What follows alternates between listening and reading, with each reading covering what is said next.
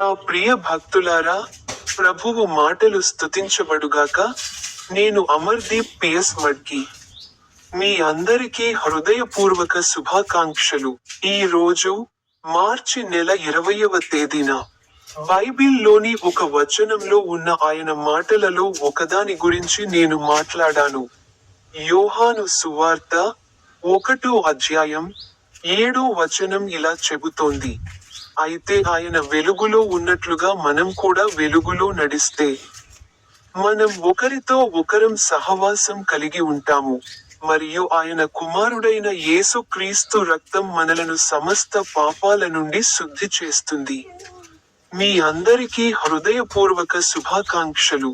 నా YouTube ఛానెల్లోని swipe బటన్ను click చేయడం మర్చిపోకండి.